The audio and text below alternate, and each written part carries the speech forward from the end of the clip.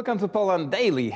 Today we'll speak about China with distinguished guest Benedict Rogers, the author of the book China Nexus. In Polish, it's Chińska sieć zła, and that's the copy. So welcome to the show, first of all. Thank you. It's great to be with you. Are the Han Chinese aware of what's going on in the Western provinces, and what do they think about that? One of the challenges is obviously the Chinese Communist Party controls access to information, censors the internet.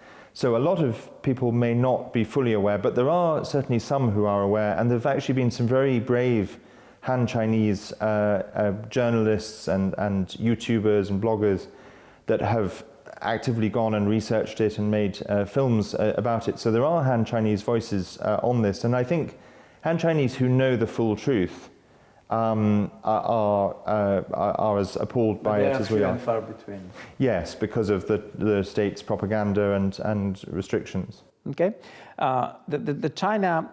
What is China doing? It's the first country in the world that introduced a mass investigation. Okay. Jeszcze raz to samo pytanie.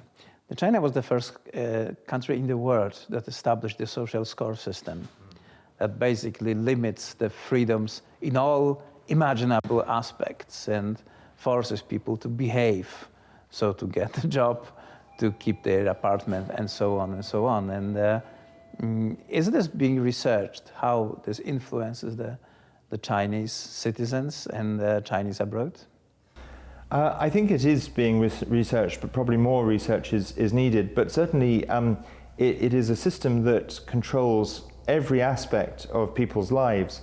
If you look at a website that the Chinese Communist Party doesn't approve of, you might find you then can't buy a train ticket to go to visit your grandmother the next day.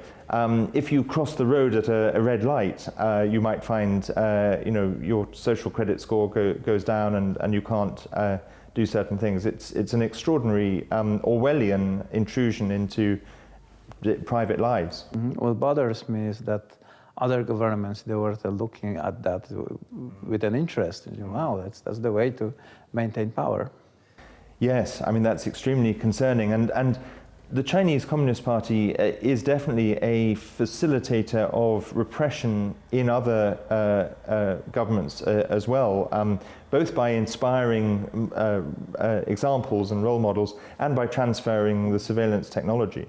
They must definitely follow the Russian example of instigating the rebellions within the countries, even the countries that are far away from Russia, right? Playing on the social media, left against right, pro-life against pro-choice, and but basically Russians are doing that to stir the societies. And how far behind China is at the moment? I think China is, they're not doing exactly the same things, but they're doing similar things. I mean, this latest example I mentioned of flooding the UK with counterfeit postage stamps is designed to create instability. There have been evidence of Chinese agents operating in our parliament, so espionage, infiltration, influence operations. Right. So the China is not doing very well economically these days, and we hear the voices that China is suddenly smiling to the Western investors, saying, "Come to us. We will have great opportunity here." Is there still an economic opportunity in China? I think that there is some because of the size of the market, but certainly the economic miracle that we all thought was happening has gone, and China is on a downward trajectory. And I think there are a lot of false promises. We naively think China is a sort of bottomless pot of gold, and actually I think its economic decline is something we should be very aware of, and we should be looking at other markets and not being dependent on China.